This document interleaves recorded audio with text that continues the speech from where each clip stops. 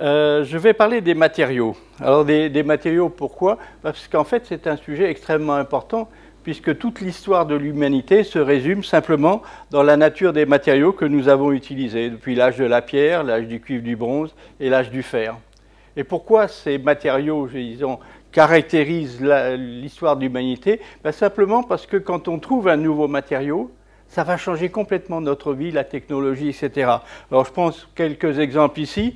À l'âge de la pierre, voilà le pont, et maintenant c'est le viaduc de Millau, pour le même sujet, mais bien sûr avec des technologies différentes. La hutte du temps de la pierre, et puis maintenant, ça c'est la pyramide du Louvre.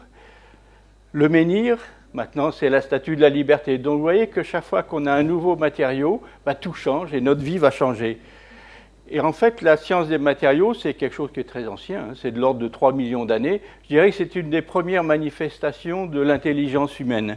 Alors l'intelligence humaine, ici, c'est pas grand-chose, c'est simplement prendre un matériau naturel, qui est le silex, et lui donner une forme qui va être appropriée à l'application que l'on a en tête. Et la science des matériaux, ça a été essentiellement de prendre des matériaux naturels, de la corne, du silex, du bois et des choses comme ça, et leur donner une forme qui va être adaptée à l'application. Donc la notion de forme est extrêmement importante dans le domaine des matériaux. La grande découverte dans le domaine des matériaux qui va complètement changer les choses, c'est la découverte du feu. Donc, vous voyez que ce n'est pas encore tout à fait nouveau, c'est 400 000 ans à peu près. La découverte du feu, pourquoi? Parce que le feu permet de former le matériau. Je donne ici l'exemple du forgeron qui va chauffer le fer pour le rendre plus malléable et lui donner une forme. Mais surtout, et ça c'est nouveau, ça va permettre de transformer la matière. Alors ça c'est l'exemple de l'âge du fer, c'est-à-dire on prend les minerais d'oxyde de fer, on les réduit avec du charbon, avec du carbone, dans des hauts fourneaux, et ça va vous donner le métal fer. Mais bien sûr, là, il fallait chauffer. Et de ce fait, derrière l'histoire des matériaux, c'est la maîtrise du feu. C'est-à-dire pour l'âge de la pierre, évidemment, il n'y avait pas besoin de chauffer. L'âge du cuivre, du bronze, il va les chauffer aux environs de 600 degrés pour transformer les minerais, la pyrite et choses comme ça, en métal. Et pour l'âge du fer, il fallait transformer les oxydes de fer en fer métallique. Et donc, c'est de l'ordre de 1000 degrés. Donc derrière cette histoire des matériaux, fondamentale pour l'évolution humaine, vous avez la maîtrise du feu. Et pour vous donner un exemple, je dirais que maintenant, on est à l'âge du silicium. On est à l'âge du silicium parce qu'on a été capable de réduire la silice, une roche qui est partout, pour donner du silicium. Et derrière cette affaire-là, toute notre vie a changé. Je dirais que derrière les quelques dernières décennies, 2 ou 3 dernières décennies, qu'elles sont apparues des technologies complètement nouvelles. L'électronique, l'informatique, tout un tas de nouvelles technologies. Alors ceux qui sont un peu âgés comme moi, à temps de ma jeunesse, le téléphone c'était ça. Maintenant c'est le smartphone. La télévision c'était le tube cathodique. Maintenant, grâce à la maîtrise du silicium et donc à la maîtrise du feu, c'est les écrans plats. Donc vous voyez que notre vie est extrêmement liée à la maîtrise du feu. Donc la question qu'on peut se poser, est-ce que l'humanité, l'histoire de l'humanité, est-ce que c'est simplement la guerre du feu? C'est-à-dire l'aptitude à obtenir des températures de plus en plus élevées, et je dirais derrière, des technologies de plus en plus sophistiquées. Alors c'est là qu'intervient mon passé de journaliste, où j'avais écrit dans le journal du Monde en 1977, donc ça fait à peu près 40 ans, je ne suis pas tout jeune, à peu près 40 ans, j'avais écrit un article où j'avais dit qu'il fallait mettre au point, inventer une nouvelle chimie douce, c'est là où j'ai introduit le mot chimie douce, qui s'intègre de façon plus naturelle dans les processus de la nature. Donc c'est là un petit peu l'idée de trouver une nouvelle voie qui ne soit pas la guerre du feu. Alors pour trouver une nouvelle voie qui ne soit pas la guerre du feu, finalement, il suffit de regarder autour de soi la nature. La nature a eu, le vivant je dirais en particulier, le vivant a eu à presque 4 milliards d'années pour se développer et mettre au point ces technologies. Et donc on peut s'inspirer de la nature du vivant pour fabriquer de nouveaux matériaux. Alors j'ai mis quelques exemples qui montrent que vous connaissez bien, c'est le biomimétisme, qui montre que la nature est une source d'inspiration. Alors biomimétisme, c'est essentiellement imiter des formes. J'avais souligné que la forme est un paramètre très important dans les propriétés des matériaux. Alors quelques exemples qui sont bien connus, c'est l'exemple du martin pêcheur, en particulier de son bec, qui lui permet de plonger hein, et d'éviter tous les remous, etc., ben, les Japonais ont imité la forme du bec pour le TGV japonais, pour éviter les chocs, etc., les tourbillons au moment de l'entrée dans le tunnel. C'est aussi les écailles de requin qui sont, vous voyez, qui des formes comme ceci, ce qui permet de faciliter l'écoulement de l'eau. Vous avez derrière des maillots de bain de compétition qui sont la combinaison qui s'appelle Speedo, qui permettent d'aller plus vite et de gagner quelques secondes, ou oui, quelques secondes, l'ordre de la seconde, sur des courses en natation. C'est par exemple la bande Velcro, qui s'inspire de la fleur de bardane avec les petits crochets. C'est aussi les pales des éoliennes, qui s'inspirent des nageoires des baleines. Là encore, toujours, hein, pour pouvoir faciliter la pénétration dans l'atmosphère. C'est aussi, alors là, c'est un livre d'un collègue, d'un ami même, Serge Berthier, où il y a tout un tas d'exemples. En particulier, l'exemple de cette espèce de lézard qui s'appelle le gecko et qui a une propriété particulière, il peut marcher au plafond. Et vous le mettez au plafond, il va marcher. Alors, ce n'est pas évident. Hein. Pourquoi peut-il marcher au plafond? Ben, si vous regardez les pattes, vous voyez que c'est avec des poils. Et si vous regardez, vous voyez que ces poils sont extrêmement nombreux. Et simplement, là, pourquoi ça va adhérer au plafond? Parce que chaque poil sur le plafond, il y a une interaction de Van der Waals. Et comme il y a des milliers et des milliers de poils, ben, ça finit par faire une interaction suffisamment forte pour que ça, pas colle, ça colle pas, mais pour que ça adhère au plafond. Et donc derrière cette affaire-là, il y a des adhésifs qui s'appellent Jekski, hein, du nom de Gecko, qui sont faits comme ça avec tout un tas de poils. Ben, vous voyez qu'on peut se tenir dessus, que 40 cm² supportent 300 kg. Et donc permettent par exemple d'escalader une surface lisse telle que celle-ci. Alors j'arrive à un matériau que je vais appeler bio-inspiré, et en particulier, on va voir si on ne peut pas s'inspirer de la nature pour faire de nouveaux matériaux. Et je vais prendre l'exemple du verre. Alors le verre, vous connaissez, c'est un matériau tout à fait classique, commun, qui ne vaut pas grand-chose. 1 kilo de verre, ça ne vaut pas plus cher qu'1 kilo de pommes de terre. Et vous savez aussi que le verre, vous avez tous vu, je suppose, des souffleurs de verre, ça se fait à très haute température, il faut prendre du sable, de silice, et le fondre vers les 1500 degrés. Donc évidemment, on peut se dire la chose suivante, aucune chance. Aucune chance qu'un organisme vivant puisse faire du verre à température ambiante. Bon, on va quand même regarder. Hein, c'est perdu à d'avance, mais on va quand même regarder. La vie est née dans l'océan, dans la mer, donc on va regarder dans la mer ce qui se passe s'il n'y aurait pas par hasard des organismes vivants capables de faire du verre à température ambiante. Alors, température ambiante, on va se dire, on va déjà regarder là, tout au fond de l'océan, les fumeurs noirs, là où il y a des archébactéries qui vivent à 110 degrés, etc. Là, peut-être on a du chance de faire du verre. Pas du tout. Pas du tout. Il suffit de regarder à la surface de l'océan, en particulier de suivre l'expédition, je pense que vous en avez entendu parler, qui s'appelle Tara, qui parcourt tous les océans de la Terre pour rechercher en particulier, étudier les planctons. Plancton, c'est juste ces petites espèces qui sont à la surface de l'océan, qui jouent un rôle extrêmement important. Hein. C'est des micro-organismes à la surface de l'océan et qui servent de lien, d'échange entre l'océan et l'atmosphère. Et en particulier, le phytoplancton, c'est 70% de l'oxygène que nous respirons. C'est bien plus important que les forêts de l'Amazonie et tout ça. Bien, si on regarde ce plancton, c'est des milliers d'espèces différentes, des petites crevettes, des petites choses, etc. Et parmi ces espèces différentes, eh bien, j'ai choisi simplement des microalgues qui s'appellent les diatomées. Alors, des microalgues, c'est des unicellulaires, donc c'est ce qu'on appelle des protistes, c'est une seule cellule. Une seule cellule dont l'activité, c'est de faire de la photosynthèse. Photosynthèse, c'est bien sûr le passage du CO2 à l'oxygène, comme les arbres. C'est une microalgue, c'est une plante. Mais pour se protéger, cette microalgue unicellulaire dans l'océan, qui flotte à la surface, elle se fait une carapace, elle se met une petite coquille, et cette coquille, justement, elle est en verre, en silice, ce qu'on appelle une frustule, et elle fait quelques dizaines de microns. Donc vous voyez, c'est tout petit, et c'est très beau. Il y en a quelques espèces qui sont ici. Alors ça, ce n'est pas quelque chose de nouveau, c'est quelque chose qui est déjà connu, en particulier au cours des grandes expéditions marines du XIXe siècle. Il y avait notre ami Charles Darwin qui avait regardé au microscope, simplement optique, ces diatomées et qui s'était dit, si vous voyez déjà ici, c'est superbe, c'est très joli. L'esthétique est très importante, je pense, en sciences et en particulier en chimie, hein, l'aspect beauté. Et ça avait attiré Charles Darwin qui dit « Mais pourquoi sont-elles aussi belles? Est-ce que c'est simplement pour le plaisir des yeux ?» J'essaierai de montrer qu'il n'y a pas que ça. Il y a un autre aussi, Ernst Haeckel, qui est dans d'autres expéditions avec le Challenger. Alors lui, c'est un graphiste. Il faisait des dessins, des peintures, etc. Et il a fait des peintures, des arbres, des livres, des ouvrages où vous avez des croquis de toutes ces diatomées. Bien. Des diatomées, il y en a plus de 100 000 espèces différentes.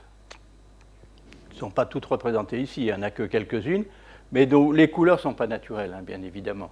Mais les formes sont naturelles, et vous voyez qu'il y a tout un tas de formes différentes, et en général, elles sont esthétiquement très belles. On en trouve partout. Partout où il y a de l'eau salée, les mers, les océans, mais des eaux saumâtres, les étangs, les lacs, les rivières.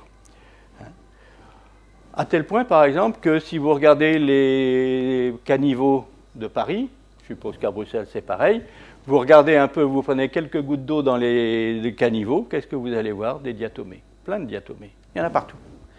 Il y en a partout, et ça peut être, c'est actuellement utilisé, par exemple, pour contrôler l'écologie, pour contrôler le bon état des eaux. Alors, pour contrôler le bon état des eaux, vous regardez une rivière, un lac, un étang, quelque chose comme ça. Et vous regardez simplement les diatomées qu'il y a dedans. Parmi les 100 000 espèces, vous allez trouver un certain nombre d'espèces, dont certaines sont caractéristiques des eaux de bonne qualité, alors que les autres vous indiquent simplement que les autres ne sont pas de bonne qualité. Donc, simplement en faisant l'inventaire, vous arrivez à dire là c'est bon, là c'est pas bon. Une autre application qui est intéressante aussi, c'est en criminologie. Je me souviens, j'avais fait une conférence comme ça, un petit peu grand public, et puis à la fin, il y a quelqu'un qui est venu me voir en me disant « c'est passionnant, votre histoire de diatomée, etc. » Je lui en ai parlé, je lui ai demandé « qu'est-ce que vous faites ?» Je suis policier. Je ne suis pas habitué à ce que les policiers viennent me poser des questions à la fin. Pourquoi? Simplement, là c'est une histoire, vous voyez, 1996, simplement, si vous trouvez un noyer dans un étang, une rivière, il va avoir absorbé de l'eau, donc des diatomées. En regardant les diatomées qu'il y a dans les poumons, premièrement, vous pouvez dire ces diatomées, elles viennent de cet étang-là et pas celui qui est à 10 mètres de là. Vous pouvez savoir s'il est mort noyé, pas noyé, à quel endroit, etc.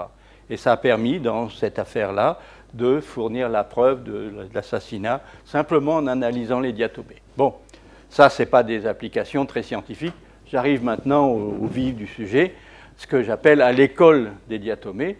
Si on regarde les diatomées, qu'est-ce qu'elles nous apprennent?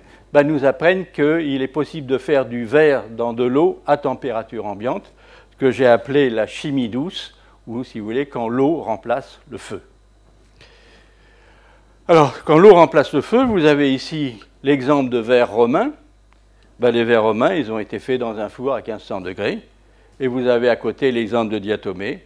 C'est du verre, mais qui est fait dans l'eau à 20 degrés. Alors, juste un rappel. Le verre, c'est quoi? Ou la silice, c'est quoi? C'est des tétraèdes. Vous avez un silicium entouré de 4 oxygènes. Et puis, ces tétraèdes s'assemblent les uns derrière les autres. Si c'est assemblé de façon régulière, ça donne le cristal de quartz. Si c'est dans le désordre, ça donne du verre. Donc le verre, c'est simplement des tétraèdes de silice, des petits morceaux qui s'enchaînent les uns derrière les autres. Alors comment ça marche? Alors les diatomées vont faire du verre de silice, de la silice, SiO2. Le silice, il y en a partout dans les minerais. La roche, c'est 80-90% de silicate. Quand il pleut, quand il y a des rivières, etc., une partie de la silice se dissout et va se retrouver dissoute dans l'eau sous forme de ce qu'on appelle de l'acide silicique, SiOH 4 fois, c'est-à-dire le tétraède là avec 4 OH. Alors qu'est-ce que vous allez faire, ou du moins que font les diatomées? Vous prenez 2 tétraèdes, vous voyez, les 2 qui sont ici, et vous allez simplement éliminer une molécule d'eau entre les deux. Vous faites ceci. Hop. Vous avez éliminé une molécule d'eau et vous avez accroché 2 tétraèdes. Si vous continuez à faire ça, vous allez avoir de la silice. Alors la silice qui est faite là, elle est faite par polymérisation, exactement comme on fait un polymère, une matière plastique, en polymérisant du vinyle pour faire du polyvinyle, etc. etc. C'est simple. On part de la silice dissoute, donc ce tétraède ici, et puis on les accroche les uns derrière les autres. On fait ça, ça se fait à température ambiante. On a donc des particules, des bouts de verre de plus en plus gros, qui forment ce qu'on appelle des solutions colloïdales ou des gels, déjà une espèce de pâte, hein, c'est ce que vous voyez ici. C'est ce qu'on appelle le procédé sol-gel. Donc c'est juste une réaction de polymérisation. Ben, pour vous montrer comment ça peut marcher, c'est très simple. Vous pouvez faire la manip, c'est très facile, ça ne coûte pas cher. Vous prenez une solution de silicate de sodium, hein, c'est la solution transparente qui est ici, hein, dans de l'eau, et vous mettez des petits cristaux de chlorure de fer, de cobalt, sulfate de nickel, et choses comme ça. Et qu'est-ce que vous allez voir? Ben, vous allez voir simplement la polymérisation, la croissance du gel. Donc vous voyez, ça vous donne quelque chose comme ça, qui est simplement un gel de silice, mais qui est coloré parce qu'il y avait du cobalt, du nickel ou des choses comme ça. Hein. Mais vous voyez que c'est très simple à faire. On peut le faire là à température ambiante, ça va prendre 5 minutes. Bon, je n'ai pas fait la manip, hein, mais c'est très facile à faire. Et c'est exactement ce que va faire la diatomée, les microalgues. Alors qu'est-ce qu'elles vont faire? Elles vont prendre l'acide silicique qui est dans l'océan, dans la mer ou dans le lac, le faire pénétrer à l'intérieur de la cellule, et à l'intérieur de la cellule, elle va faire la réaction que je viens d'indiquer et fabriquer du SiO2, de la silice, qui va être déposé à la surface de la cellule. Et donc ça va faire une carapace à la surface de la cellule. Alors quand est-ce que cela se fait? Une diatomée, comme les protistes, c'est une cellule. La cellule, à un moment donné, va se diviser pour donner 2 cellules qui ensuite vont en donner 4, puis ensuite, etc. etc. Hein. Donc vous voyez le mécanisme, une cellule va en donner 2. À un moment donné, il faut qu'elle se divise. Ben, c'est à ce moment-là que la silice va se former. Alors, si vous regardez, une cellule, elle va se couper en 2, et à l'interface, il y a la silice qui va se former ici, et les 2 partent. Hein. L'une avec le couvercle, l'autre avec. Et c'est une manip qui dure 1 à 2 heures, à température ambiante. Ceux qui connaissent un peu l'industrie du verre, entre le moment où on prend le sable, on le met dans le four, et le moment où on tire ce qu'on appelle la paraison, on tire le verre fondu pour faire une bouteille, des trucs comme ça, c'est à peu près 12-24 heures, à 1000 degrés. Là, 1 à 2 heures à température ambiante. Donc vous voyez un exemple où la nature, le vivant, est quand même bien meilleur que nous. Alors quel est l'intérêt? Bien évidemment, le premier intérêt, ben, c'est gain d'énergie, puisqu'on va le faire à température ambiante et pas à 1000 degrés. Deuxième intérêt plus subtil, c'est de la chimie, c'est de la polymérisation. C'est-à-dire on prend un tétraèdre, on en met un deuxième, puis un troisième, puis un quatrième. C'est un peu comme la muraille de Chine. On prend une pierre, une deuxième pierre, et vous voyez que la muraille a des formes qui n'ont plus du tout rien à voir avec la brique élémentaire. Ça veut dire qu'on va pouvoir contrôler, optimiser, faire la forme que l'on veut. Et ça, comme je l'ai dit tout à l'heure, la forme est quelque chose de très important. Et puis le troisième intérêt, qui est même l'intérêt principal, ben, c'est que finalement, on va pouvoir fabriquer des matériaux. Alors les matériaux en question, c'est typiquement des céramiques, hein, comme les poteries, ou les verres. Dans les 2 cas, l'élaboration de ces matériaux-là, c'est 1000 degrés à peu de choses près. Hein. En partant de sable, de poudre, de terre, et l'outil essentiel, c'est évidemment le feu, le four, et c'est ce qu'on appelle les arts du feu. Et bien là, l'intérêt, c'est que maintenant, on va pouvoir développer de nouveaux procédés d'élaboration à partir de solutions. C'est des procédés qu'on appelle les procédés sol-gel, qui partent de solutions et non pas de poudre, comme du sable. Alors, quel est l'intérêt de partir de solutions? Ben, on va pouvoir faire tout un tas de choses. Alors, juste un mot sur l'histoire de cette affaire-là. La première publication, c'est 19e siècle, 1845, même le mois d'août 1845. Il travaillait à cette époque-là. Premier brevet, presque un siècle après, par le verrier allemand, les Schott-Glaswerke. 1939. 1939, ce n'était pas la bonne époque pour développer des procédés industriels. Il a fallu attendre une vingtaine d'années pour commencer à commercialiser ce procédé-là dans l'industrie verrière. Et, point intéressant, le premier congrès scientifique, c'était quand même encore une trentaine d'années, une vingtaine d'années plus tard. C'est-à-dire que la science académique est apparue 20 à 30 ans après les découvertes industrielles. C'est un point important qui vous montre que le développement industriel peut susciter de nouvelles idées scientifiques, etc. Bien. Quel est l'intérêt? C'est une solution, on peut faire pchit. On peut faire pchit, c'est-à-dire qu'on va pulvériser, bon, on va avoir des petites gouttes qui vont donner des petites billes. Ces petites billes dont on peut contrôler la taille, par exemple 100 nanomètres à peu près, ça va permettre, si on les dépose ici, de faire des membranes dites d'ultrafiltration, c'est-à-dire qui permettent de filtrer, l'eau va passer par là, va traverser la paroi où il y a ces petites billes, il y a des tout petits trous, et par conséquent, tout ce qui est même bactéries ou choses comme ça ne passera pas. Et on peut, à la sortie, avoir de l'eau pure qu'on va pouvoir boire. Tous les polluants vont rester, pas les polluants chimiques, mais les polluants biologiques, oui. On peut, comme c'est un gel c'est comme une pâte, c'est tout mou, eh bien on peut faire de l'extrusion, c'est-à-dire on peut étirer des fibres. Et on va faire des fibres de silice. Vous voyez, ça c'est une fibre d'alumine. L'alumine, c'est au-dessus de 2000 degrés, hein, si on voulait fondre. Mais là, on peut le faire à température ambiante, puis ensuite chauffer à quelques centaines de degrés pour sécher le truc. Par exemple, les tuiles réfractaires de la navette Columbia sont faites à partir de fibres élaborées de cette façon-là. Et puis c'est comme de la peinture, c'est-à-dire qu'on va pouvoir faire des revêtements. Alors, revêtement sur du verre, comment on va faire? Bien, on va prendre un vitrage, par exemple, une plaque de verre, on va la tremper dans la solution, on va la retirer, ça va sécher, ça va polymériser, et vous allez avoir un revêtement des deux côtés du vitrage. De toute façon, c'est un procédé extrêmement simple. Les revêtements actuellement, sinon, sont faits par pulvérisation sous vide, dépôt cationique, etc. Enfin, des technologies qui sont quand même relativement sophistiquées. Ben là, il suffit de tremper, comme on trempe son pain dans la soupe, hein. Et vous allez faire des revêtements de nature variée qui vont vous permettre d'avoir certaines propriétés, la coloration, le pare-brise qui est ici, des revêtements protecteurs pour les piles photovoltaïques, etc., etc. Et vous allez pouvoir faire des revêtements de cette façon-là, soit par simple trempage, par exemple ici c'est ce que je viens d'indiquer pour faire des vitrages, soit par pulvérisation, par exemple pour faire des couches électriques, soit par ce qu'on appelle spin coating, c'est-à-dire vous déposez une goutte, vous faites tourner très vite et la goutte va se déposer, comme ceci. Donc il y a tout un tas d'applications là derrière. Comme il n'y a pas besoin de chauffer ou très peu, on pourra faire ce revêtement sur du verre bien évidemment, mais aussi sur du métal, sur des polymères, sur des plaquettes de silicium et même sur de la laine. Donc vous voyez des possibilités d'application extrêmement variées. Et effectivement, il y a derrière cette affaire-là des foules d'applications possibles, industrielles, enfin commerciales. Hein. Donc je dirais que c'était maintenant un procédé qui est assez classique. Bon, je ne vais pas les décrire, hein, mais vous voyez qu'il y a tout un tas de produits commerciaux qui existent. Alors il y a un deuxième point qui est intéressant. Le deuxième point qui est intéressant, c'est le suivant.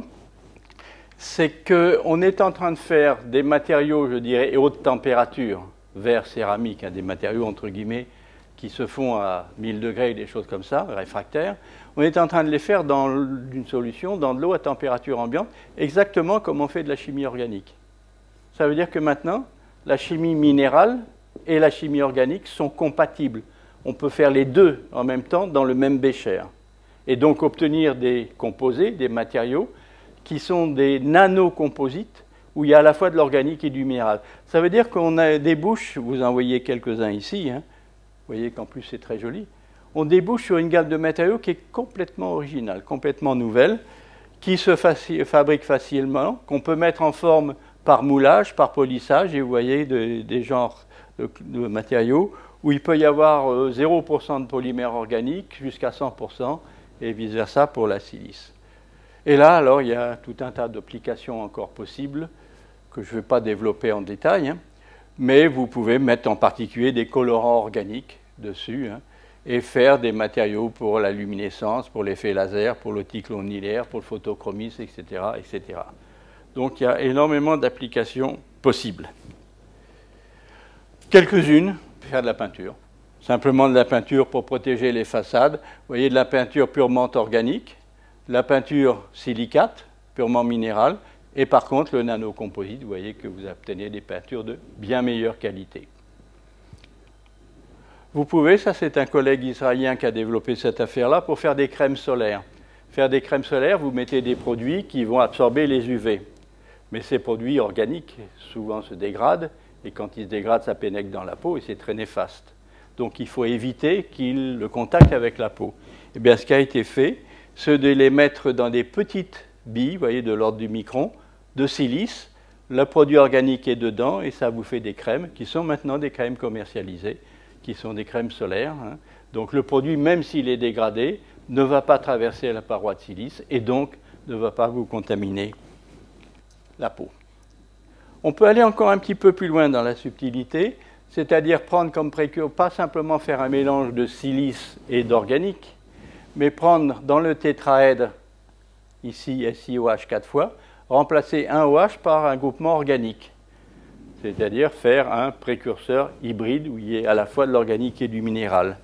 Si vous déposez ça sur une surface polymérique, par exemple des lunettes plastiques, surface polymérique, c'est la partie organique qui va venir s'accrocher sur la partie polymère, et l'autre partie va donner une couche de silice. Couche de silice qui va protéger contre l'abrasion. Et donc vous avez des lunettes plastiques qui ne vont pas se rayer. Vous pouvez faire l'inverse, c'est-à-dire maintenant vous allez mettre ça sur par exemple un rétroviseur en verre, mais cette fois-ci, comme c'est du minéral, c'est la partie CSiOH qui va se fixer sur le verre, et la partie organique va être vers l'extérieur. La partie organique vers l'extérieur va être hydrophobe, ne va pas absorber l'eau. Et par conséquent, vous allez avoir des pare-brise, des rétroviseurs comme ceci, qui ne vont pas absorber l'eau, donc qui vont rester secs et visibles pendant qu'il pleut. Une application qu'on a développée au laboratoire avec L'Oréal, c'est celle-ci, c'est d'utiliser justement ce caractère hybride.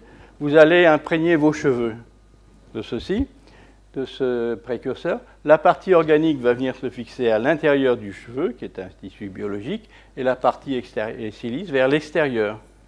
C'est un produit qu'on appelle le phylloxane et qui va vous permettre de renforcer les cheveux quand ils sont trop fins. Ça, c'est encore aussi un produit commercial où on voit ici la pénétration dans la fibre du cheveu. Quand c'est mou, on peut faire de l'estampage, c'est-à-dire qu'on peut imprimer un motif. On prend le gel qui est ici, mou, et puis on va mettre un tampon et on va faire un motif comme ceci. Ça va permettre de faire par exemple ce qu'on appelle l'effet lotus. L'effet lotus, c'est encore quelque chose de bio-mimétique. La feuille de lotus, c'est une feuille où les gouttes d'eau vont couler dessus, elle est hydrophobe. Elle est hydrophobe simplement parce qu'il y a un relief qui est comme ceci. C'est plein de petites piques qui font que les gouttes d'eau ne vont pas pouvoir s'accrocher, n'ont pas pouvoir s'accrocher sur la feuille, et donc elles vont glisser. Et ça permet de faire des revêtements hydrophobes. Par exemple, voilà ce qui a été fait par Solgel par impression, c'est l'estampage avec un tampon. Donc c'est de l'ordre du micro. Et vous voyez que sur des vitrages, cette fenêtre-là qui n'a pas été traitée est très sale. Et celle-ci, c'est ce qu'on appelle les vitrages auto-nettoyants. Donc vous voyez, il y a tout un tas d'applications possibles derrière cette affaire-là. Alors là, là encore, je ne vais pas développer toutes les applications. C'est un produit qui est un produit vraiment commercial actuellement. Que dire de... Bon, je ne veux pas... Pour les dents, pour les carrosseries, etc., etc. Je dirais que vous avez des applications du genre applications de prestige. C'est par exemple le cas du Théâtre national de Pékin, qui a été fait au moment des Jeux olympiques, si je me souviens bien. Tout ce toit auto-nettoyant a été fait par ce procédé-là, par estampage, et pour lui faire des surfaces qui sont hydrophobes. Donc ça, c'est une application, je dirais, de prestige. Mais vous avez aussi des applications tout à fait banales, que je suis sûr vous utilisez vous-même, qui sont les semelles des fers à repasser. Les semelles des fers à repasser, si vous mettez une couche sur la semelle de ce genre-là, qui est à la fois organique et minéral, le minéral donne un peu la solidité, et la partie organique va vous permettre de glisser sur le tissu beaucoup plus facilement. On peut aller encore un petit peu plus loin. On peut aller un petit peu plus loin en allant de l'organique au biologique. Alors biologique, c'est-à-dire utilisation de molécules biologiques, typiquement des enzymes ou des choses comme ça. Et quand on fait des biotechnologies, on utilise donc des molécules biologiques relativement fragiles, il faut pouvoir les fixer sur un support de façon à pouvoir les manipuler, les récupérer, etc. Alors bien évidemment, actuellement, les enzymes ou ces molécules biologiques sont fixées sur des supports qui eux-mêmes se font à température ambiante. Il n'est pas question de fixer ça sur du verre qu'on va chauffer à 1000 degrés. Hein. Donc c'est typiquement sur des polymères qui soient synthétiques ou des polymères naturels. Bien. Ben, on peut voilà, faire ça maintenant avec de la silice. Comment? Ben, c'est un peu ce que j'avais montré juste avant. On prend les enzymes dans la solution, on fait polymériser, et la silice va entourer l'enzyme qui va se trouver piégée à l'intérieur de la silice. Alors quel est l'intérêt de cette affaire-là? Il y a un premier intérêt à souligner, c'est qu'on va pouvoir faire de la mise en forme, c'est-à-dire que ce que j'ai représenté dans un bécher, vous pouvez le faire sous forme de film mince, vous pouvez le faire sous forme de fibres, sous forme de petites billes, etc. etc. Hein, toujours l'histoire de la forme qui revient. Donc là, c'est évident que vous pouvez le faire avec des enzymes, comme on a pu le faire tout à l'heure avec les crèmes antisolaires. Bien. Alors, premièrement, les enzymes qui vont être à l'intérieur de cette affaire-là, elles vont être protégées du milieu extérieur. En particulier, s'il y a de l'acide, des bases, etc., des polluants, bien évidemment, à l'intérieur, elle va être protégée. Donc ça, c'est un premier point. Protection de l'enzyme qui sont en général des molécules relativement fragiles. Deuxième point qui est encore plus intéressant, c'est que la silice se forme autour de l'enzyme, un peu comme un moule.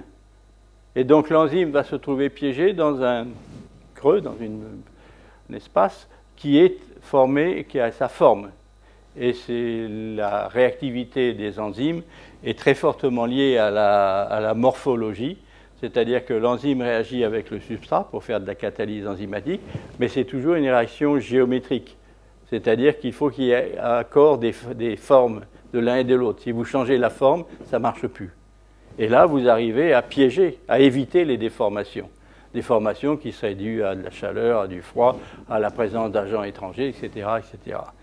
Donc on va pouvoir premièrement les fixer, donc les utiliser, les récupérer, etc. Et deuxièmement, optimiser leur réactivité.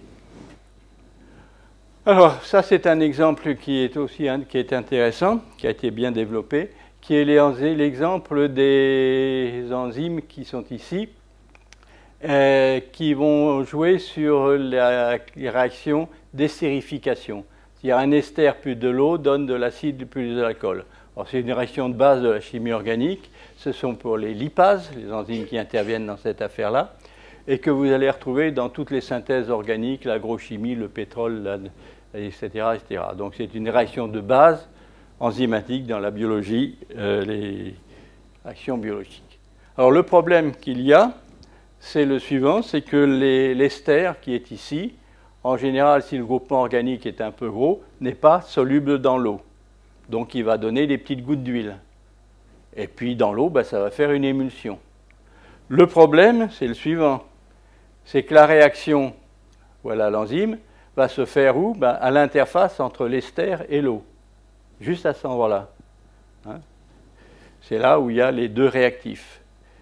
Et ça veut dire quoi? Ça veut dire que là, l'hydrophobicité, le caractère hydrophile-hydrophobe est parfaitement régulé. Et donc ce qu'il va falloir faire, c'est contrôler la balance hydrophile-hydrophobe de façon à avoir une bonne balance qui corresponde bien à la bonne morphologie pour l'enzyme. Alors ceci peut se faire de la façon suivante. Vous piégez l'enzyme dans les lipases, donc, dans un gel de silice. Gel de silice SiOH 4 fois, c'est purement hydrophile, et donc ça ne marche pas. C'est une réactivité qui est ridicule. Mais par contre, ce que vous pouvez faire, c'est rajouter des groupements organiques dans cette affaire-là. Donc vous rajoutez des groupements organiques hydrophobes. Et vous allez pouvoir, de cette façon-là, en jouant sur l'aspect hydrophile de la silice, hydrophobe de l'organique que vous rajoutez, sur la balance hydrophile-hydrophobe, de façon à l'optimiser pour la réactivité de l'enzyme.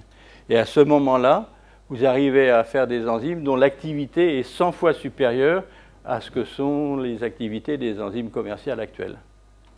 Et ça a été développé aussi industriellement par Flicka. Par exemple, si vous regardez le catalogue de Flicka, vous voyez que les lipases immobilisées dans des matrices sol-gel, alors il y a tout un catalogue là, sont maintenant des objets commerciaux qui vont avoir des activités bien supérieures à celles des activités commerciales normales habituelles.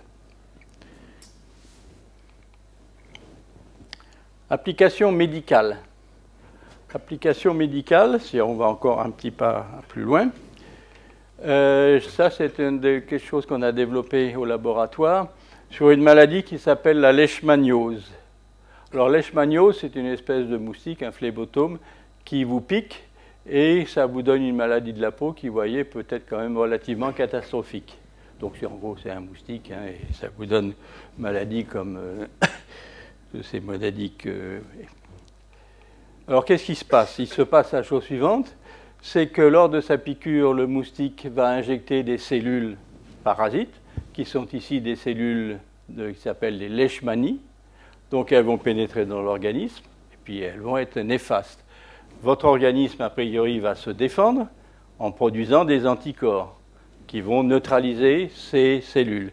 Et ces anticorps réagissent en se fixant sur les cellules qui arrivent, qu'on appelle des antigènes, et cette fixation-là est très spécifique. Et c'est de cette façon-là que vous allez vous défendre contre les maladies infectieuses ou autres. D'accord? Donc, c'est basé sur la défense contre cette maladie, c'est basé sur la réaction antigène-anticorps. Alors, ce que l'on fait d'habitude à l'hôpital actuellement, pour voir si vous êtes séropositif ou séronégatif, donc si vous avez été infecté ou pas par ces moustiques, par ces phlébotomes, on fait des tests qui s'appellent les tests ELISA, c'est ce qui est marqué ici. Donc, c'est dans des plaques ici avec des trous. Dans ces plaques avec des trous, vous mettez les cellules de leishmanie. Donc vous prenez le sang du patient et puis vous mettez les gouttes de sang dans chacun des puits. Et vous regardez ensuite, vous mettez un conjugué qui va se fixer sur l'enzyme et qui va vous donner une réaction colorée. Donc ça vous permet simplement, si vous avez les anticorps, ça veut dire que vous avez été piqué, et vous allez révéler la présence des anticorps par une réaction colorée. Donc ça, c'est les tests classiques en hôpital, et c'est les tests que l'on a fait. Alors on a fait ces tests-là à la Pitié-Salpêtrière, dans le service de Marc Gentilini, en encapsulant des cellules de leishmanie dans ces puits-là, et en mettant ensuite la solution de silice, d'accord, de façon à les piéger à l'intérieur de petites pastilles de silice. Alors, ce que l'on voit, c'est la chose suivante, c'est que si on regarde par microscopie optique la cellule qui a été piégée dans la silice, vous voyez là les petits points ici, c'est la silice qui l'entoure, ça c'est la cellule, et sans être grand biologiste, vous voyez que la cellule n'a pas été détruite. La cellule de leishmanie, le parasite, n'a pas été détruite, c'est-à-dire que si vous mettez maintenant des anticorps, ils vont pouvoir reconnaître de façon spécifique la membrane de la cellule. Donc vous allez pouvoir faire une réaction antigène-anticorps qui va vous permettre de déterminer si vous êtes séropositif ou séronégatif. Et la manip que l'on a faite a montré que, effectivement, les séropositifs, on voit la réaction colorée qui est ici, on peut détecter sans problème que le patient a été piqué par le moustique et donc il va falloir le soigner, etc., bien évidemment. C'est juste un test de détection, pareil que pour voir si vous avez eu le sida, vous faites des tests qui sont du même genre d'ailleurs et qui vont vous permettre de dire vous êtes séropositif, il faut faire gaffe, vous êtes séronégatif, il n'y a pas de problème. Donc on a montré la faisabilité au sein d'un hôpital de faire ces manips-là dans des conditions hospitalières normales. Alors, ce qui est intéressant, c'est la chose suivante, c'est que nos collègues brésiliens ont continué les manips et ont montré la chose suivante, c'est que si vous faites l'encapsulation, on va le faire dans des petites pastilles, pas dans ces récipients-là, mais on va le faire dans des petites pastilles de silice, comme ça.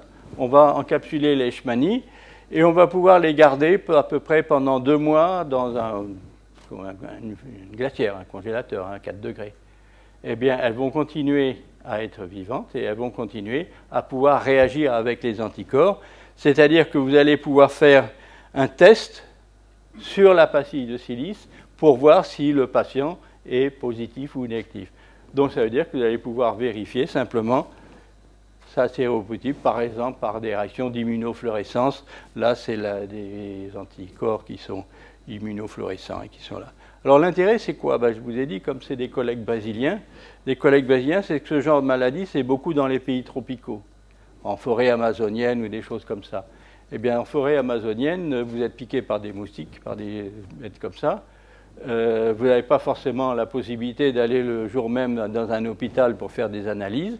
Eh bien, si vous avez ces petites pastilles-là, vous pouvez faire l'analyse sur place, hein, sans aller tout voir dans un hôpital. Si c'est positif, vous avez intérêt à prévoir votre retour le plus vite possible pour vous faire soigner, mais ça vous permet de faire un test sur le champ de façon relativement fiable. Nanomédecine. Nanomédecine, alors vous savez bien, des nanoparticules, ça ne faut pas en parler, hein, c'est dangereux, ça détruit toutes les cellules, ça pénètre à travers les membranes, pas de nanoparticules, vive l'écologie, etc., etc. Oui, c'est vrai. C'est vrai que les nanoparticules sont dangereuses, qu'elles pénètrent dans les cellules. Mais si on disait à la nanoparticule, tiens, puisque tu vas aller dans les cellules là, est-ce que tu ne pourrais pas me servir de facteur et m'emporter quelque chose à l'intérieur de la cellule, c'est-à-dire utiliser cette nanoparticule comme vecteur pour transporter quelque chose, on va voir ce quelque chose, à l'intérieur des cellules. On va voir quelles cellules. Et c'est ce qu'on appelle la nanomédecine. Alors voilà, c'est ce que j'ai marqué ici. Elles peuvent servir de vecteurs thérapeutiques pour transporter des principes actifs au sein des cellules, en particulier, bien évidemment, au sein des cellules cancéreuses. Alors la manip, c'est simplement la suivante, c'est de prendre les nanoparticules, de les injecter dans la circulation sanguine et de leur dire d'aller sur telle ou telle cellule pour transporter un médicament. Alors, il faut quand même quelques conditions. Il faut d'abord que la nanoparticule soit toute petite, de l'ordre de 100 nanomètres, mais ça on sait faire par les procédés Chazelle, pulvérisation ou choses comme ça, ce n'est pas un problème. Ça c'est pour traverser les membranes, hein, pour pouvoir pénétrer à l'intérieur des cellules, premier point. Deuxième point, il faut la furtivité, c'est-à-dire que si vous faites simplement cela, vous injectez dans le sang, les nanoparticules vont être piégées dans le foie ou dans les reins, et ne vont pas aller au-delà, donc c'est pas bon. Donc il faut mettre une couche protectrice, typiquement du polyéthylène-glycol ou des choses comme ça, à la surface des cellules. Et ensuite, il faut qu'elles aillent là où on veut qu'elles aillent, pas partout, pas n'importe où. Et particulièrement, il faut par exemple mettre une molécule cible telle que de l'acide folique qui va faire qu'elles vont reconnaître les cellules cancéreuses et pas les autres. À ce moment-là, on fait l'injection. Eh bien, les particules vont aller uniquement dans les cellules cancéreuses et pas dans les tissus sains. Alors, qu'est-ce qu'on peut faire? Donc, voilà typiquement l'exemple. Hein, voilà la nanoparticule avec le principe actif qui est à l'intérieur, la couche de furtivité qui est ici et les molécules cibles qui sont là. Donc, on injecte et ça va dans les cellules cancéreuses et pas dans les autres. Alors, qu'est-ce qu'on peut faire avec ça? Premièrement, on peut faire de l'imagerie médicale. Donc, vous injectez cela, par exemple, à cette souris. Vous injectez cela à cette souris, vous mettez des nanoparticules qui sont luminescentes. Elles vont aller se focaliser là où il y a des cellules cancéreuses. Dans le cas de cette souris, c'est typiquement ici. Vous allez éclairer avec des UV, ça va vous faire de la luminescence, et donc vous allez voir, hein, optiquement, vous allez voir que les cellules cancéreuses sont ici. Vous allez voir, vous allez même pouvoir suivre dans le temps. C'est-à-dire que vous pouvez faire des clichés à différentes périodes et vous allez voir la diffusion des nanoparticules qui vont se concentrer progressivement dans la partie du corps qui est cancérigène, qui est cancéreuse. Alors qu'est-ce qu'on peut faire? Une fois qu'elles sont là, on peut faire de la thérapie. On peut faire de la thérapie. Vous voyez par exemple ici, vous avez de l'acné. Vous mettez des particules luminescentes et vous allez irradier avec des UV. Irradier avec des UV, ça va avoir pour effet de déchauffer localement les particules luminescentes et donc de tuer les cellules cancéreuses. Vous pouvez aussi, ce qui est ici, mettre des nanoparticules magnétiques, des oxydes de fer, mettre dans un champ magnétique, de la même façon, ça va chauffer localement. Il suffit d'une 60aine de degrés pour tuer des cellules. Ça n'a pas besoin de chauffer très haut. Une 60aine de degrés, et ce sarcome va disparaître. Donc ça va permettre de faire de l'imagerie et de faire de la thérapie. Autre exemple, dans le domaine, là on va mettre un anticancéreux, c'est cette molécule-là, la campothécine, qui est issue d'une plante. Et eh bien, on va l'injecter par voie intraveineuse, de façon à ce qu'elle aille dans les cellules cancéreuses. Alors, elle va reconnaître la cellule, la nanoparticule va reconnaître les cellules cancéreuses, va pénétrer dedans et va relarguer le principe actif qui est cette molécule-là. Alors, l'intérêt, c'est que cette molécule-là n'est pas soluble dans l'eau. Donc, si vous êtes dans la circulation sanguine, c'est de l'eau.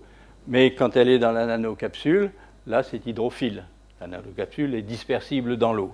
Donc, elle va aller et vous allez pouvoir ensuite simplement délibérer le principe actif, le médicament, là où il faut. Alors ça, c'est très intéressant. C'est intéressant parce que quand vous avez un cancer, vous faites de la chimiothérapie. C'est-à-dire vous injectez dans l'organisme des molécules qui sont anti-cancers, enfin qui vont tuer les cellules, mais qui vont tuer les cellules cancéreuses comme les autres. Et vous savez bien que les traitements de chimiothérapie, c'est dramatique. Vous perdez vos cheveux, etc., vous maigrissez tout. Pourquoi? Parce que ça va partout dans l'organisme. Alors que si vous mettez ça dans des nanoparticules ciblées, ça va aller uniquement là où il y a des cellules cancéreuses et ne tuer que les cellules cancéreuses. Donc vous voyez, vous délivrez le médicament là où il faut et pas à côté.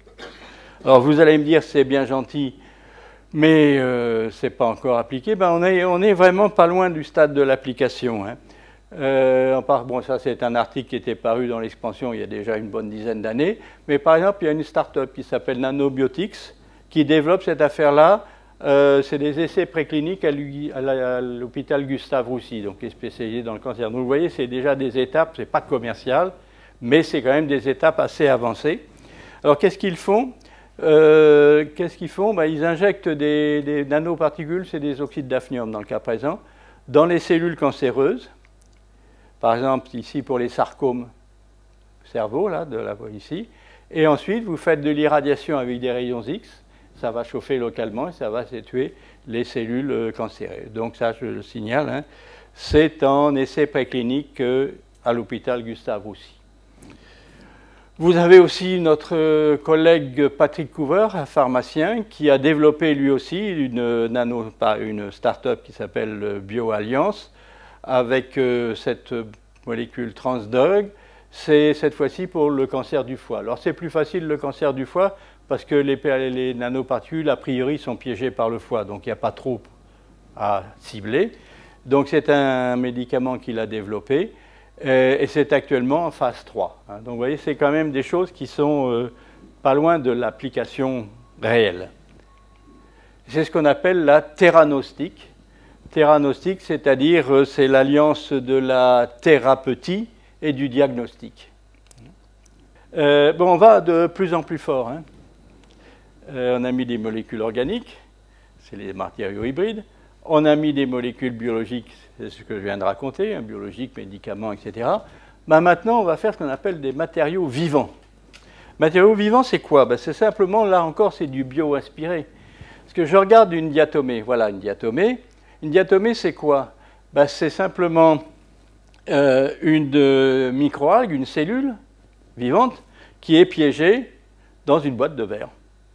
Et qui fait quoi? Qui fait de la photosynthèse, c'est-à-dire qu'elle récupère le CO2 et fait réagir le CO2 et l'eau sous l'influence des rayons du soleil pour fabriquer des carbohydrates, des protéines, des lipides. Donc c'est l'utilisation des microalgues pour faire, c'est ce que j'appelle la photosynthèse, source de vie. Donc vous voyez la nature nous montre que des micro-organismes enfermés à l'intérieur d'une capsule de verre, ça peut servir. Et ça peut servir, c'est par exemple, ça va faire ce qu'on appelle des biofuels. C'est des choses qui sont actuellement en voie de développement, où on prend des microalgues pour récupérer le CO2 et le transformer en fuel biologique. Ce n'est pas simplement du rêve, ça c'est à côté de Garches. c'est une cimenterie. Cimenterie, ça dégage énormément de CO2. Vous récupérez le CO2, vous le faites passer dans des réacteurs qui sont ici avec les microalgues et ça va vous donner du biofuel. Alors évidemment, pour le moment, c'est des trucs pilotes hein, et c'est dans des endroits où il y a des dégagements de CO2 importants. Ce n'est pas simplement à droite ou à gauche. Alors l'idée, c'est quand même d'utiliser nos matériaux vivants. Alors matériaux vivants, c'est quoi? Ça veut dire que je vais prendre un micro-organisme vivant, je vais le mettre dans une boîte de verre, dans de l'acide sol-gel, et je vais le faire travailler. Hein. Alors, je vais le faire travailler, il y a deux choses possibles. Les avantages, c'est que premièrement, mon micro-organisme, il va être protégé du milieu extérieur. Donc, je vais pouvoir le mettre dans des milieux agressifs, dirais-je. Je vais pouvoir faire de la mise en forme, hein, j'avais souligné ça, c'est-à-dire faire des petites billes, des films, des fibres, des pastilles, etc. Hein, donc, pour faciliter. Et puis, comme c'est de la silice c'est transparent, donc je vais pouvoir voir un petit peu ce qui se passe. Et qu'est-ce qu'on va pouvoir faire? On va pouvoir faire soit des bioréacteurs, c'est-à-dire pour fabriquer quelque chose, comme le biofuel, soit des biocapteurs, c'est-à-dire pouvoir détecter, par exemple, des polluants, des insecticides ou des choses comme ça. Donc je vais vous montrer un petit peu ce que l'on peut faire. Alors là, c'est avec des bactéries, les manips qu'on a faites au labo, avec des Escherichia coli, c'est des bactéries bien connues. Alors, on prend une culture de bactéries, c'est ce qui est représenté ici, dans de l'eau, et puis on va verser la solution qui va polymériser. Donc, les bactéries vont se trouver piégées dans un gel de silice. Et donc, vous avez la bactérie qui est là et qui est piégée à l'intérieur d'un gel de silice. Poreux, hein, c'est tout très poreux, toutes ces affaires-là. Voilà, par exemple, la microscopie électronique. Vous voyez que la bactérie n'est pas abîmée. Et le gel de silice qui est ici, c'est des petites particules, des petites billes. Bien, ça a été développé. Le premier qui a fait ça, c'est un Italien qui est Giovanni Carturan, sur des levures qui sont ici. Mais depuis, on a encapsulé tout un tas de micro-organismes que vous avez ici. Je vais simplement développer quelques-uns d'entre eux qu'on a fait au laboratoire. Alors, par exemple, dans la lutte contre la pollution de l'eau, vous voyez une rivière qui est ici et qui est particulièrement sale. On va essayer de voir si l'eau est polluée ou pas. Alors, ce qu'on va faire, on va prendre une fibre optique. Une fibre optique, alors c'est là où le sol-gel est intéressant. Vous avez la fibre optique qui est là. Donc, c'est une fibre de verre avec derrière des instruments électroniques pour détecter. Vous allez mettre à la surface, là au bout de la fibre optique, vous allez faire cette petite pastille de silice, donc de verre, dans lesquelles il y a les micro-organismes qui vont venir se coller ici, et vous allez tremper ça dans le liquide que vous voulez analyser. Donc l'intérêt ici, c'est que vous pouvez mettre en forme facilement, coller sur la fibre optique, et ça va servir d'interface entre la partie purement biologique que vous voulez analyser et la partie mesure électronique. Donc c'est une bonne interface entre deux milieux complètement différents. Alors si vous plongez cela dans l'eau, vous faites entrer l'eau par ici, sortir par là. Alors les manips qui ont été faites, c'est avec cette algue qui s'appelle Chlorella vulgaris, donc qui est photosynthétique, donc il y a de la chlorophylle à l'intérieur, et on va jouer sur les propriétés optiques de la chlorophylle. La chlorophylle en absorption, ça absorbe ici, donc c'est vert, et quand c'était éclairé par des UV, ça émet de la lumière rouge qui est ici. Donc on va jouer sur cette affaire-là, c'est-à-dire que l'on va regarder la petite pastille qui est là, avec la fibre optique, et on va regarder la couleur qu'il y a. Et donc, la chlorophylle va donner une luminescence qui va être rouge. Alors, ce que l'on voit, c'est la chose qui est ici, c'est-à-dire qu'on va regarder la fluorescence en fonction de la concentration en polluants, c'est-à-dire en eau qu'on a mis. Donc, c'est des pesticides, si je me souviens, des herbicides, pardon, 3 herbicides différents, et vous voyez que quand on en met, la photoluminescence de la chlorophylle augmente. Pourquoi? Parce qu'ils vont bloquer les réactions de photosynthèse, et donc la chlorophylle, elle n'est pas consommée dans cette affaire-là. Alors ça veut dire quoi? Ça veut dire que très facilement, il suffit de plonger la fibre optique dans l'eau et regarder l'intensité lumineuse qui va être émise. Et bien très facilement, vous arrivez à voir qu'il y a ou pas de la pollution. Ça ne vous dit pas quel est le polluant. Là, il faudrait faire une analyse chimique. Mais ça vous dit, là, c'est pollué.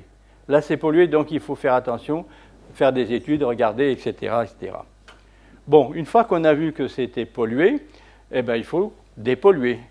Ben, dépolluer, on va par exemple piéger maintenant des champignons filamenteux, par exemple celui-là, je ne parle pas latin couramment, hein, c'est celui qui est ici, et vous allez mettre ça dans des petites billes. Des petites billes, et vous allez faire un bioréacteur. Bioréacteur, c'est-à-dire que vous allez faire passer dessus l'eau que vous voulez dépolluer, le micro-organisme va détruire le polluant, et vous allez, de cette façon-là, dépolluer l'eau. Alors voilà par exemple la manip qui a été faite par des collègues d'Argentine. Alors la manip pour la visualiser, c'est du verre de malachite. Hein. Donc vous avez ici un bécher avec du verre de malachite et la petite pastille dans le silice dans laquelle vous avez piégé ces champignons, ces cellules-là. Vous mettez dedans, et bien vous voyez qu'avec le temps, la pastille va devenir bleue et par contre la solution va devenir blanche. C'est-à-dire que le polluant a été dégradé. Et vous pouvez ensuite simplement vous filtrer, le polluant reste piégé là-dedans et l'eau, vous pouvez la réutiliser. Donc vous pouvez faire, vous voyez, à la fois la détection et la dépollution. Alors ça, maintenant, des manips que nous avons faites au laboratoire. Le miracle de Bolsena, c'était pour montrer à mes autorités de tutelle, le Collège de France CNRS, qu'avec la chimie, on peut faire des miracles. Alors, le miracle de Bolsena, c'est simplement le suivant, c'est qu'au moment de l'élévation, dans l'hostie, il y a des taches rouges qui apparaissent, qui sont évidemment la preuve évidente que c'est bien le sang du Christ qui est dans la pastille. Bon, en fait, si vous allez un tout petit peu plus loin, c'est un phénomène qui est assez bien connu. En fait, c'est parce qu'il y a des bactéries qui s'appellent Serratia macerces, qui fabriquent un produit qui s'appelle la prodigiosine, du nom de prodige, et qui est rouge. Ça se trouve aussi dans du pain et des choses comme ça. Enfin, c'est un truc assez connu. Donc des taches rouges, ce n'est pas du sang, c'est simplement une bactérie qui a produit ça. Alors ce qui est intéressant, c'est par exemple que ce produit, cette prodigiosine qu'a fabriqué la bactérie, elle a des propriétés thérapeutiques vis-à-vis des cellules cancéreuses. Par exemple, vous voyez que si vous avez des cellules saines, elles ne sont pas détruites par cette prodigiosine. Par contre, des cellules cancéreuses sont détruites rapidement parce que ça facilite l'apoptose, c'est-à-dire la mort naturelle, des cellules cancéreuses. Donc c'est un médicament qui peut être intéressant. Donc si ça peut être intéressant, on va regarder si on peut en fabriquer facilement. Alors la manip que nous avons faite, c'est simplement la suivante. Vous avez ici la silice dans laquelle on a piégé les bactéries. C'est ce qui est blanc ici. Hein. On a mis dessus une solution avec un nutriment, que les bactéries, c'est comme les ouvriers, il faut les faire manger si vous voulez qu'ils travaillent. Donc, c'est le nutriment, il y a de quoi nourrir les bactéries pour qu'elles vivent, qu'elles travaillent, etc., qu'elles produisent, qu'elles fabriquent de la prodigiosine. Et effectivement, on voit apparaître une couleur rose qui est caractéristique de la couleur de la prodigiosine. Donc, ces cellules bactéries qui ont été encapsulées dans le gel de silice continuent à vivre, continuent à produire, à fabriquer de la prodigiosine. Alors ça, c'est un point. Donc, on peut faire un bioréacteur et fabriquer des choses en utilisant des outils aussi simples que des bactéries. Un deuxième point qui est plus subtil et qui est peut-être plus intéressant. Les bactéries, ça vit en colonie. Et ce n'est pas pour rien, parce que des bactéries, ça parle entre elles, c'est un langage chimique. C'est un langage chimique, c'est-à-dire que les bactéries vont émettre des molécules qui s'appellent des quorum sensing, je vais expliquer pourquoi. Par exemple, des molécules d'homocérine-lactone, celle-là, est fabriquée par cette bactérie. Elle va diffuser, sortir et entrer dans l'autre. Et en entrant dans l'autre, elle va lui contrôler le métabolisme de cette bactérie. Ça veut dire que ces bactéries vont contrôler leur métabolisme et adapter leur métabolisme simplement par échange de signaux chimiques. Ceci ne se produit pas quand elles sont loin, mais simplement quand elles se collent les unes aux autres, c'est-à-dire dans une colonie. Le résultat, c'est qu'une colonie bactérienne va se comporter, merci, se comporter de façon uniforme. Hein? Et donc fabriquer, faire des choses comme ça. Alors, bon, donc quand on étudie les bactéries, on étudie le métabolisme d'une colonie bactérienne où tout le monde se cause, etc., d'un biofilm, des choses comme ça.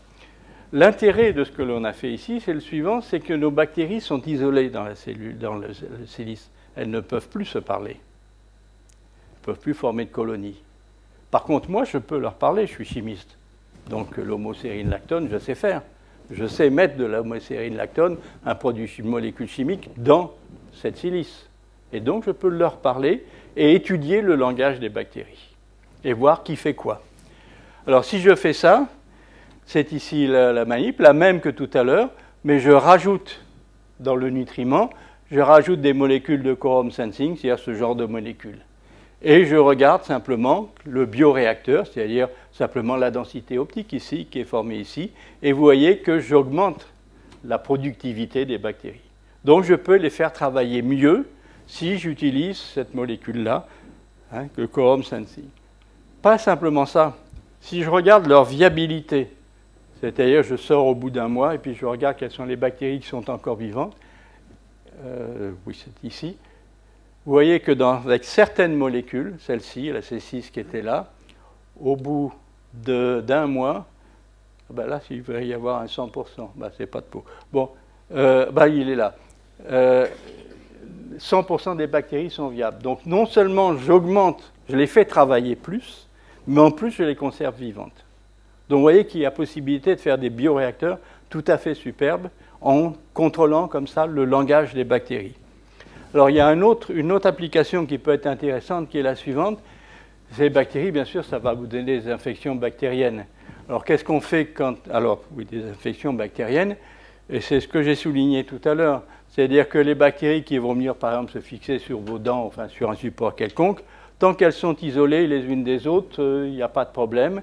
Elles vont se développer, mais elles vont former un biofilm. Et à un moment donné, elles vont être proches, parler entre elles, et à ce moment-là, elles deviennent pathogènes. C'est-à-dire que vous êtes infecté, vous êtes malade.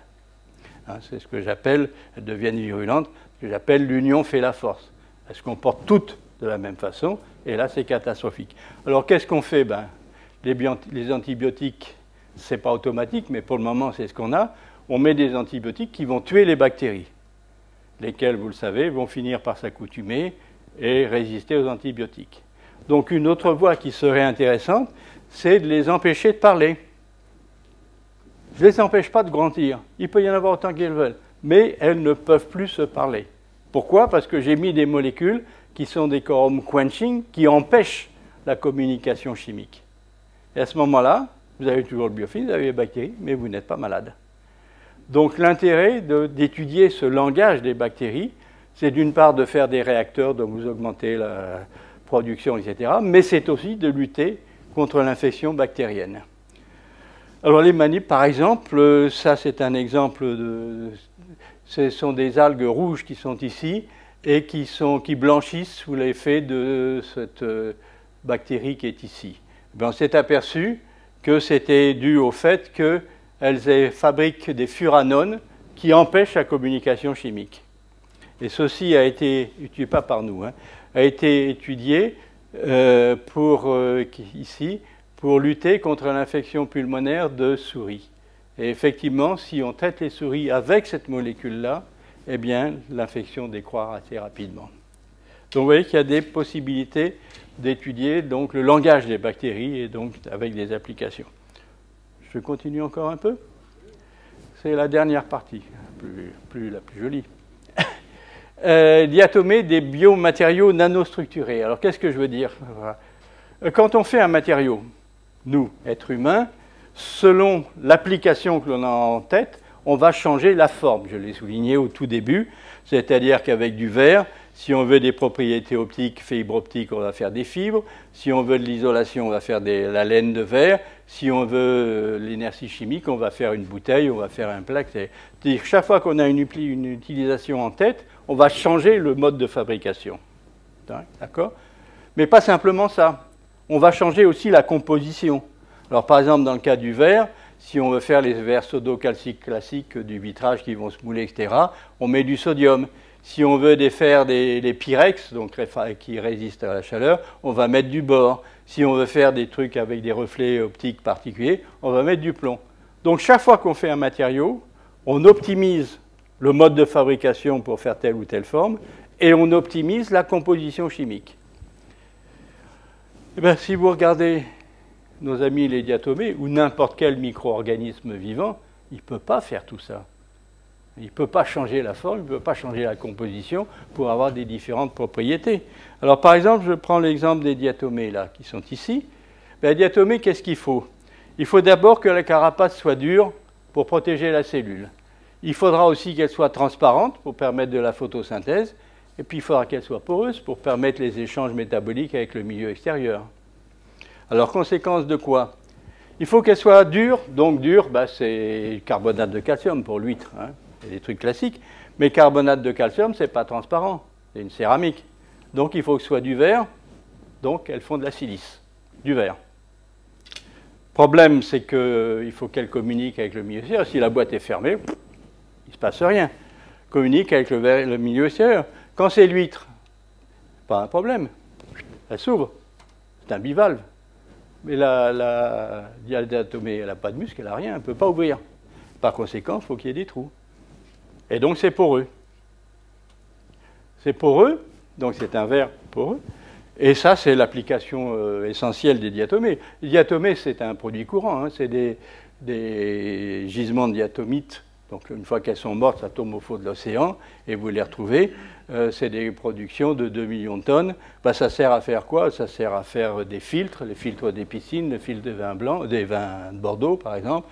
Ça sert, etc., etc. Puis vous connaissez bien l'application d'Alfred Nobel. C'est pour faire la dynamite. Il a pris cette diatomite très poreuse, il l'a imprégnée de nitroglycérine et ça a permis de manipuler la nitroglycérine facilement.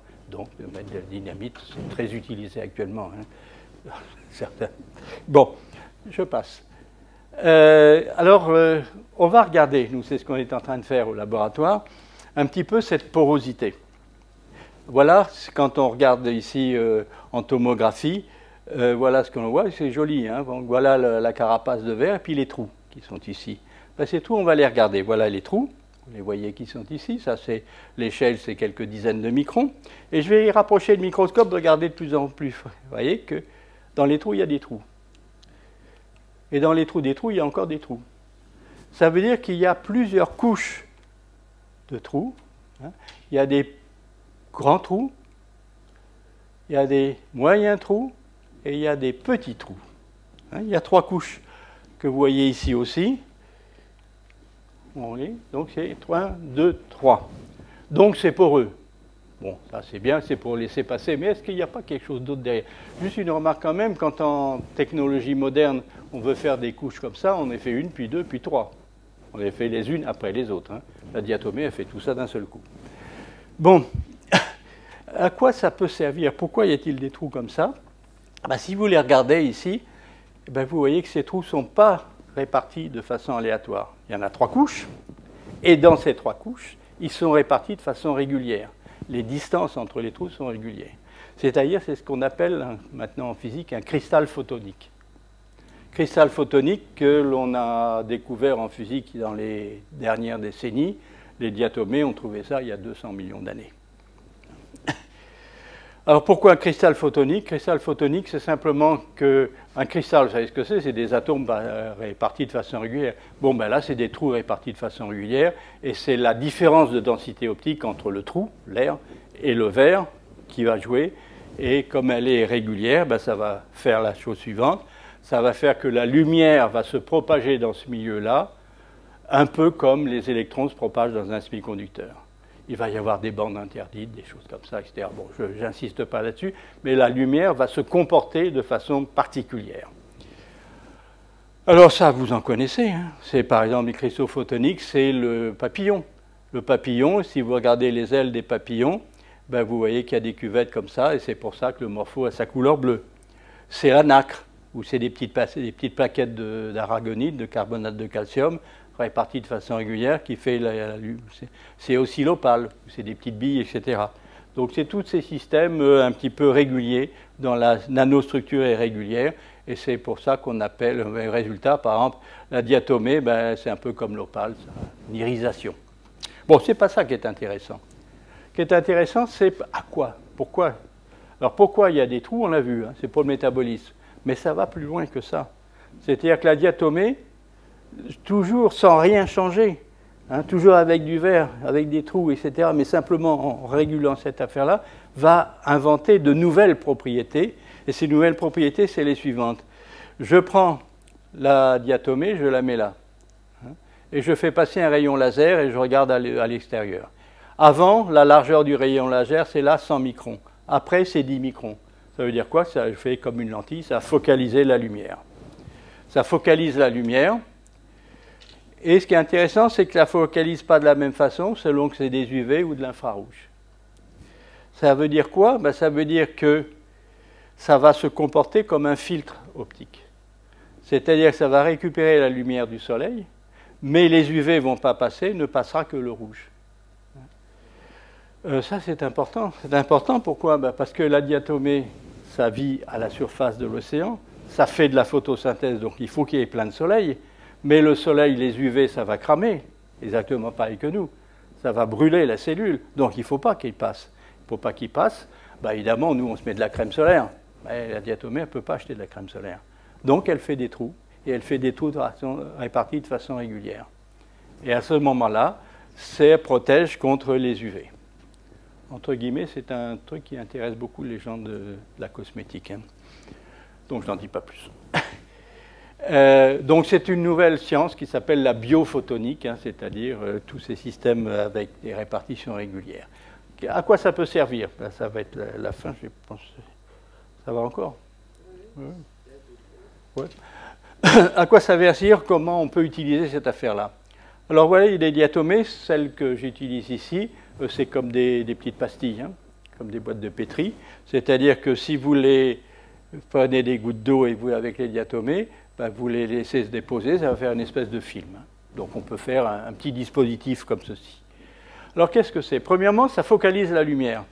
Alors si je prends une cellule solaire classique qui est ici, il y a une jonction PN et la lumière, enfin la paire électron-trou se fait juste à l'interface. Hein, si vous envoyez de la lumière, bon, la lumière va passer à travers de façon régulière. Mais si vous mettez une couche de diatomée, eh ben, ça vous pouvez focaliser la lumière sur la jonction PN, donc augmenter le rendement de la cellule photovoltaïque. Très simple. C'est quelque chose qu'on étudie actuellement avec l'EDF. Ça peut aller plus loin. C'est qu'une diatomée, c'est comme un bioréacteur. C'est-à-dire que ça prend de l'acide silicique et puis ça le transforme en silice. Mais si dans la solution de nutriments de culture de la diatomée, vous mettez par exemple du germanium, ben vous allez le retrouver à la fin. C'est-à-dire que vous allez avoir une carapace de silicium avec du germanium. Et à ce moment-là, qu'est-ce que vous allez voir? Ben, par exemple, l'effet de l'électroluminescence bleue du germanium. Donc vous pouvez faire un dispositif d'électroluminescence simplement en faisant la culture de diatomée. Si vous mettez du manganèse dans la solution, vous allez avoir l'électroluminescence du manganèse en vert. Donc vous voyez, vous pouvez faire des dispositifs de ce style-là. Vous pouvez aussi, pour revenir sur les cellules solaires, je pense aux cellules solaires de Michael Geisel. C'est des cellules à colorant. Cette fois-ci, ce n'est pas une jonction PN, c'est un colorant, ici un sel de ruthénium, qui sous l'effet de la lumière UV, ou la lumière simplement, va faire émettre des électrons dans les orbites alentiliantes, et ça va laisser ensuite sur une électrode d'oxyde de titane. Ce qui va être fait, c'est la chose suivante. Je prends des cellules diatomées, je les nourris avec du silicium, et puis à la fin, je mets un peu de titane. Ça veut dire quoi? Ça veut dire qu'à la surface de la carapace, là où il y a plein de trous, il va y avoir une couche d'oxyde de titane, TiO2. À ce moment-là, il y a une grande interface entre le liquide et l'électrode, et donc vous allez augmenter les performances, que bien le courant produit ou la puissance produite. Donc vous pouvez améliorer les caractéristiques de la cellule solaire, comme ça, simplement en nourrissant vos cellules. On peut aller encore une autre chose, c'est ce qui est ici, c'est-à-dire que c'est de la silice. Bon, la silice, on peut faire de la chimie dessus, et en particulier, on peut réduire la silice pour faire du silicium. Et on va pouvoir faire cela sans changer la morphologie. Bon, ça, c'est une publication qui est parue dans Nature il y a déjà une dizaine d'années. Vous prenez une carapace, alors cette fois, elle a cette forme-là, hein, une carapace en silice, vous réduisez par exemple avec des vapeurs de magnésium, et vous allez avoir la même morphologie, pleine de trous, mais cette fois-ci, c'est du silicium. Silicium, c'est une propriété électronique. Donc vous faites la manip suivante, vous prenez, ça s'appelle les frustules, hein, cette carapace ici, la carapace de la diatomée, vous la réduisez, c'est du silicium, vous greffez dessus des fonctions thiol, et les fonctions thiol vont vous permettre de fixer ceci sur une électrode d'or.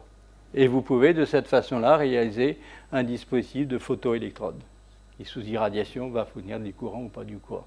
Donc vous voyez qu'il y a tout un tas de possibilités de réaliser des dispositifs électroniques en utilisant la bête, j'allais dire la micro-algue. Dernière partie, parce que je la trouve jolie, c'est les éponges. Voilà, j'ai apporté un petit cadeau. Les éponges.